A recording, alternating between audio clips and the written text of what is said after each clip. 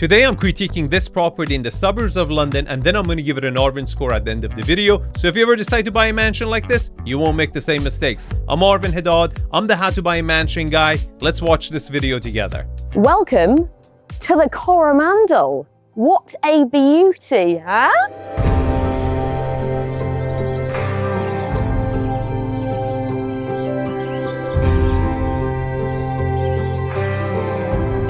This is the wow moment though, isn't it? Look at that for a view. Whoa, no way I'm in charge of this. I'd be this side going, I'll have a sausage, hamburger, put a little bit of that chicken on that plate.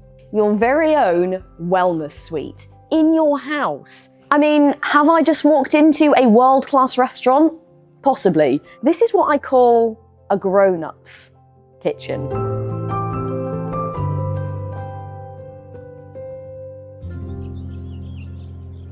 Okay, let's talk about the location because I really like it. We're south of London in a suburb called Surrey. Now, Surrey has a lot of different pockets and neighborhood, and they're not all equal. I happen to like this one the most, and my reason is the collection of homes, both architecturally, lot sizes, and the prestige. It's very cohesive and homogeneous. And that's really important for resale value, because once you have an apartment complex here and a little shack on this side, it just doesn't help the community to grow in prices and appreciate in prices as much as to an area where you can see this frame, a ton of massive big properties on huge lots that help each other set comps and increase the home prices over a long period of time. I mean, I'm in love with the outside, the facade of that building. As you can see, it's been designed in that neo-Georgian style, so symmetrical, loads of windows. Can you spot the flaw? I give you guys 3 seconds. Now, this is a very good modernization of the Georgian design. That's why it's neo-Georgian design. But there's one really easy giveaway. 3 seconds. 3, 2, 1. The windows are too big. Now, they do this nowadays to bring more natural in, and I totally understand it, but the classical proportions are off, and I can spot it by just looking at it. But overall, it's not going to get a bad architectural score because they've done a pretty damn good job. You've got pillars and 4 olive trees flanking the entrance. I mean, that is an opulent welcome home, isn't it? Not to mention this front garden. Look, I mean, it has been beautifully manicured. Perfect. We've got a terraced front garden here with lovely hedges. Now we've got 2 driveways. You are spoilt for choice here behind 2 sets of electric gates. That driveway has been built specifically for the Ferrari. Yep. So it's been flattened. So apparently something to do with the oil and the water in it. It is nice and level. I don't know, but it looks good, doesn't it? Down here, we've got plenty of car parking space, and it leads you down to your double garage, but that's actually been converted into a professional gym. This was really thoughtful of them, because that Ferrari, the reason was on the higher ground was because it's a supercar. So the property's on a slope. If they would try to go down this to the actual garage, then it would scrape the bottom, right? So they thought about the potential demographic who would potentially purchase this property, and they might have a supercar. And you will find out why in the video why this matters, but it's very important to address that. Now, here's the negative. First, the property is on a slope. In an area like the UK where it rains a lot, you're going to have water going towards the foundation, and that's not good for your foundation. It could create mold, all types of issue. So you got to make sure you have proper drainage and the drains are cleaned and maintained regularly. Now, the second problem is that the garage is converted. Now, they can convert it back to a regular garage, but you should have dedicated space for the gym so you don't have to deal with this, because in UK, again, it rains a lot and you want your cars clean. And the third is, again, with the cars, you have to back in and back out. You don't have a horseshoe driveway because of the slope of the lot. We're on the private gated Eaton Park estate on Fairmile Avenue, which is a private road, so really quiet, private and very secure. And we're only moments away from Chelsea Football Club's training ground. So if you're a football fan, just saying. Right, let's head inside. I don't know about Chelsea players. They make too much money to buy this. This is what, only 5-6 million pounds? They make that in a month. You know, this is more like Crystal Palace or Queen Park's Rangers, okay? It's a better fit.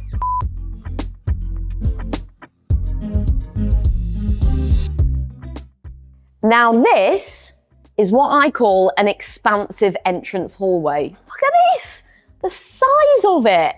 Now, all of the ground floor rooms lead off from here. And as you can see, that beautiful staircase takes you up both floors. That's not a staircase. That's a ladder.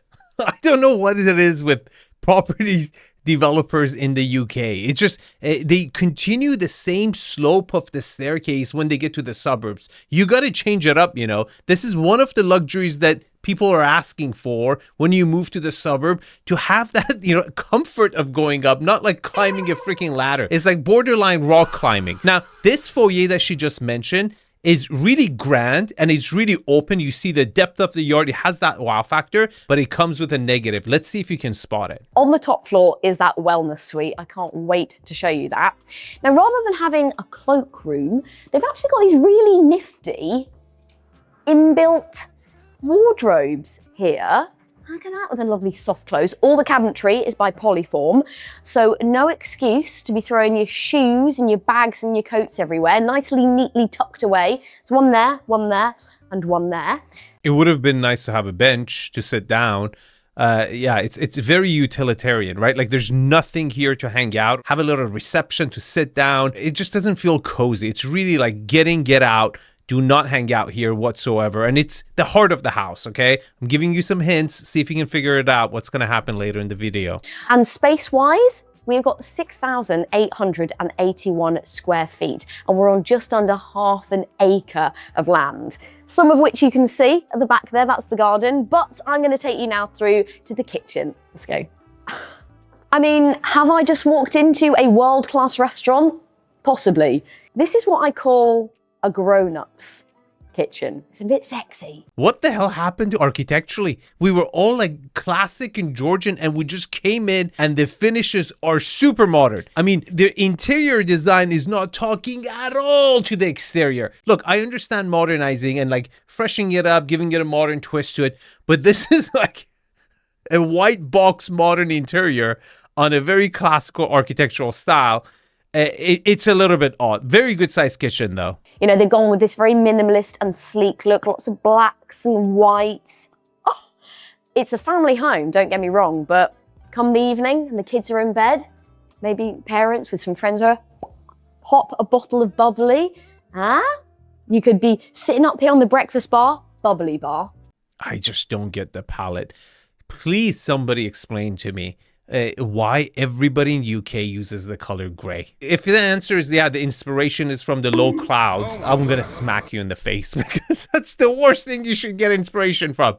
Please, can we get another color palette in a UK property? Please, I'm begging. I am begging you. All of these cabinets, and of course the lighting comes on when you open it through these tinted glass fronts. Lovely cabinetry, dishwasher. Oh, I can sense some very neat owners. Everything is laid out beautifully, and soft clothes, they light up. Oh, it's all so neat. Perfect if you are a bit of a chef, bit of a home cook. Now, if you own this property, it's highly likely that from time to time, you might have some outside caterers in to give you a hand. And the perfect place to do that is a private chef's kitchen. What a treat! What a waste of space. Do you see what just happened? You had a massive kitchen area, okay? You had 3 freaking fridges. You had plenty of counter space everywhere. And then you don't even have an oven over here. So it's just the pantry. Like, you had enough cabinetry. See, this is what I'm talking. This is why I do consulting, okay? Because if somebody's heard everybody's doing chef's kitchen and, you know, back kitchen, and everybody wants to do it. It's not for every house. What this kitchen really missed was an area to hang out, because it doesn't feel like a living kitchen. It's a kitchen to be a kitchen, right? And this architectural style, a Georgian style, is very traditional layout. And if you look at the floor plan, you will see that hallway in the middle, that foyer, you have to go through that to go to room to room to room. The connectivity over here, it's not like one big open space where you can hang out. And this is a major flaw of this design that you should have fixed. You did not need a chef's kitchen. You needed a seating arrangement. You needed a breakfast nook. You needed a setup where you could have hung out in the kitchen, and that would have been one of your living spaces. But this is just come eat and get the hell out. And that's not how people like to live. Everybody loves a utility room, don't they? But this This is off the charts. Steamers and dryers, I don't know what they all do, but wow, this is a professional grade setup in here. And the door to here goes to the garage. So your entrance to the garage on a rainy day is actually pretty good. You come to the garage, you don't have to get out, get wet. You come over here. If you're muddy or whatever, you can dump your stuff over here and go right into the kitchen and the pantry. You also have a WC down here, access to the garage and the garden, so no excuses bringing muddy feet in, okay? This is made for coming back from a walk, take your shoes off, and you go into your lovely kitchen.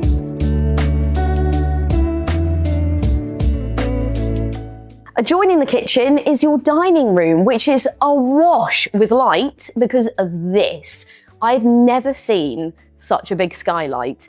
The owner said it was very tricky getting in here, but very worth it. Quadruple glazed, and it's also got a reflective tint on it, so you don't get that harsh sunlight coming through. Space for 10 people, probably get more, but I think this is a room you really would use because of its proximity to the kitchen, so easy to ferry food back and forth. This is the wow moment though, isn't it? Look at that for a view. I love that backyard, but before we get into it, do you see what I'm saying? You've got the kitchen and you don't have a place to hang out. This is a very formal setting again, and you really didn't have a comfortable area in the kitchen to hang out either. Again, this is a big flaw of the property. You can slide these huge bifold doors open on a beautiful summer's day. Although today actually feels all right. That might be down though to the underfloor heating that we have throughout the whole property. These huge slabs of porcelain as well. It's just a gorgeous aesthetic through this house. Real cohesion with those greys and blacks and whites. It's beautiful and a real social room. Okay, let's talk about this backyard because I absolutely love it. I love how curated it is. The landscaping is meticulously organized. They've gone for that really chic look, but there is an element of just looking at a flat manicured lawn that it gives this element of abundance. You know, land is the essence of wealth from hundreds of thousands of years ago for human. If you had land, you were wealthy. Coming off the hallway into one of two living rooms, but this one has definitely been set up for movie night. First of all, the couch, yes please. Then you have soundproofing on the ceiling. A projector actually pops out. You've got subwoofer speakers, paradigm speakers, and if you just wanted to flick the TV on, there's an 88-inch one. On the floor, like we're in college. This is ridiculous. Whose idea was this? Is this a new trend? Oh my God. Okay, really massive room. I don't like the fact that it doesn't open center to the backyard, right? Like you just don't have that view of the backyard that you had from the kitchen or the dining room. But overall, the proportions are good. And it's a massive space. But again, it's room to room to room, right? Now, the owner was also very keen for this not just to be a TV room, hence why we see a bit of a game set up here, musical instruments, and you do have access again out onto the garden if you wanted to play a spot of table tennis. Overall, the best room of the house so far. Again, poorly furnished, but I really like the fact that you're getting a lot of utility out of it. They've got a piano, they've got a game room. It's a comfortable area where the family can gather. It's just sad that it's so far away from the kitchen, but overall, so far, the best room. Leaving living room number one into living room number two, but something I wanted to point out just while we're here. Now, you'll notice there are no skirting boards or coving because the owner wanted to create a really chic and clean look. And one way of doing that is by using the architectural feature of shadow gap. That's where you have a strip of metal, just a little sliver underneath, and it kind of gives the impression that the wall is floating, and I think that really suits the contemporary aesthetic of this property. Yeah, because it's a modern house, right? It has nothing to do with the architecture. Such a weird element. So weird. It's just, if they brought you inside this property, okay, and opened your eyes, you would have never guessed the architectural style. You would have guessed anything but Georgian. Anyway, that was a side adventure. Now into the snug.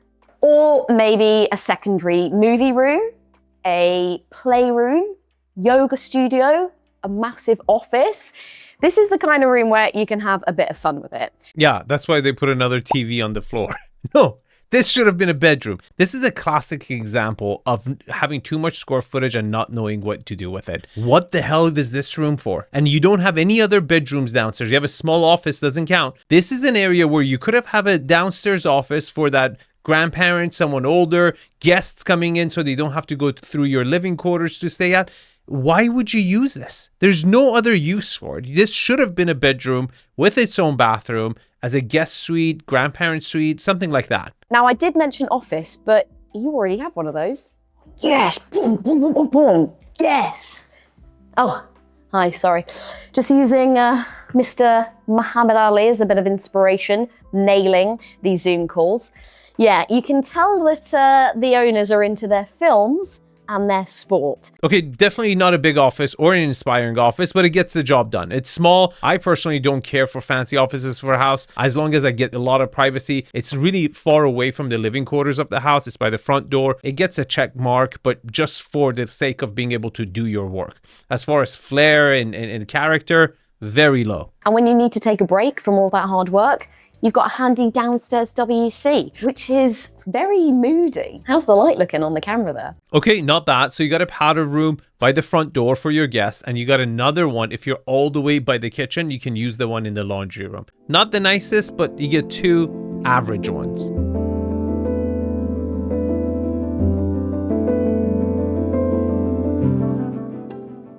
Wow. Up onto the gallery landing where you have a lovely view down to the entrance. Why?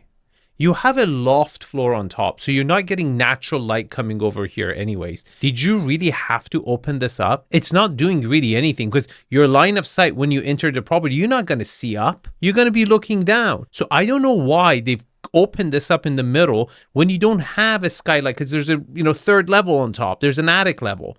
So again, I would have certainly closed this off to give it some functionality for having an upstairs living area because you don't have one. All 4 bedrooms come off of here, and I'm pleased to say that we've got comfy, cozy carpet up here in this beautiful sort of silvery grey, which was actually handmade in Hong Kong. This time, I'm going to start with the principal suite, which is to my left. So come on. Absolutely colossal, is that good? Colossal bedroom. We've got 3 windows overlooking the garden, lots of lovely natural light, and I don't think storage is going to be an issue. And I love that they're all mirrored as well, so you've got 2 for 1.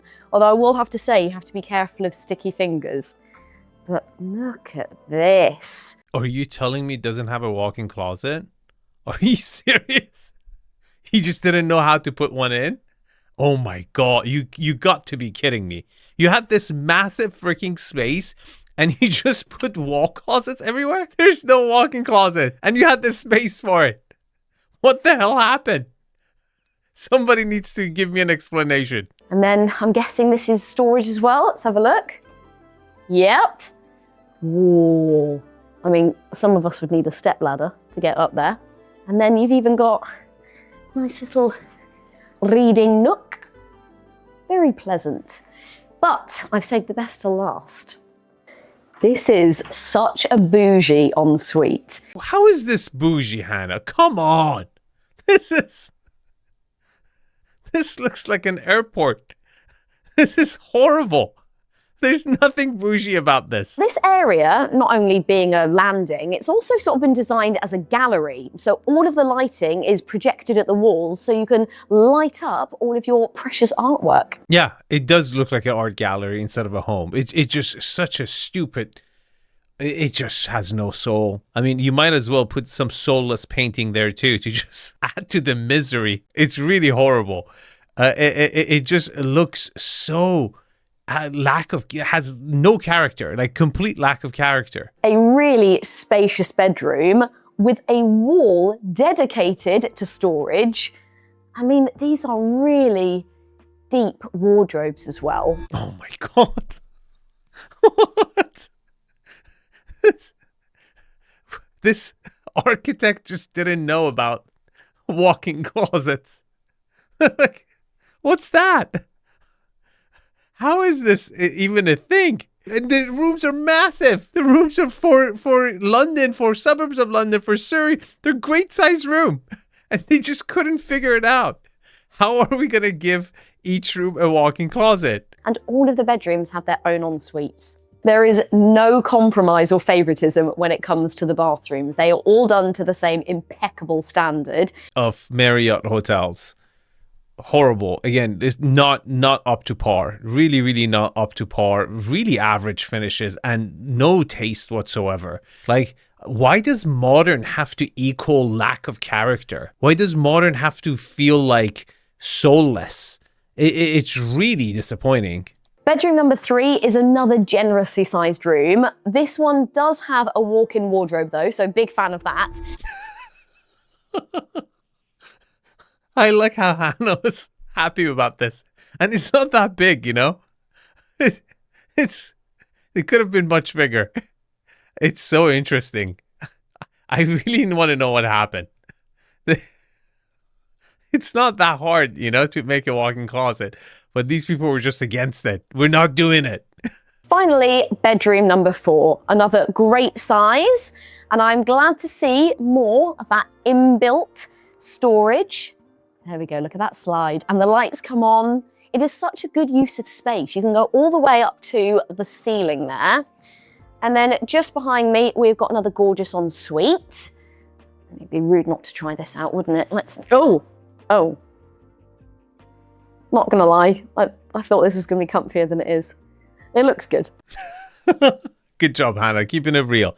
Okay, here's my hunch. I really feel like the person who was designing or building this house, if it was an owner builder, by the time they had to pick the finishes and everything, they were burned out. They were just like, look, I just don't want to make a mistake.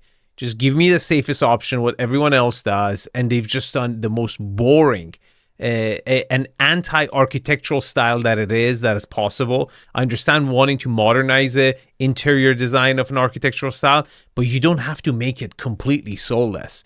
It just doesn't feel the warmth of the architectural style that I was expecting whatsoever. That is all the bedrooms, and it is now time to head upstairs to my favourite floor. Your very own wellness suite in your house. Okay, this has not been bolted on to your house or it's in an outbuilding or garage. Now there is no excuse not to pop upstairs and look after your mind, body and soul. So why don't we start the day? Getting that heart going, ready to start your day? And then after you've worked up a sweat, you can grab a drink from the fridge and watch Luxury Home Show. Don't forget to subscribe. Then it's time to turn up the heat in the sauna. What? I'm working really hard. And if that wasn't hot enough, time to get steamy in the steam room. And thanks to the Tadalac ceiling, it absorbs all of that moisture, so no boiling drips. And after I've sweated out all of those toxins, it's time to chill on this volcanic, heated relaxation chair. It looks like a mortuary bed. It's horrible. But overall, really impressive. The location is a little weird, but what a complete wellness center. As long as there's no sound going to the lower level and disturbing the people who are living there or sleeping there, this is a very good complete set. But most importantly, what impresses me about this property, from that Ferrari parking spot up front to this area, and even the garage that was converted to the gym, it seems to me they're calling out, reaching out to a very particular demographic, professional athlete, to come and purchase this property. And a lot of professional athletes, they really come to wealth very, very quickly. Their standard for finishes of taste and palate is just not up there. And they're really grateful for where they are in their life and how much money they're making. And they might not even be that picky for the finishes that I'm critic of, right? But the rest of the people in the neighborhood, they will be. This is not the type of finishes they would expect, you know, from the old money families that are living close by. So it's really catered and geared towards a specific buyer. And this could be actually very successful for a flip because they've actually reached out. They're calling out his name by the features that they're offering that particular buyer, who will probably overpay for the property also. It all comes with views out over the garden on your private balcony.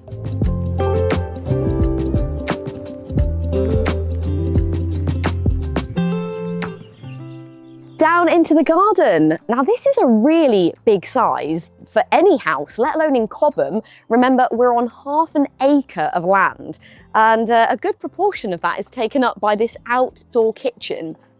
I'm not gonna lie, I'm quite intimidated. Look at this.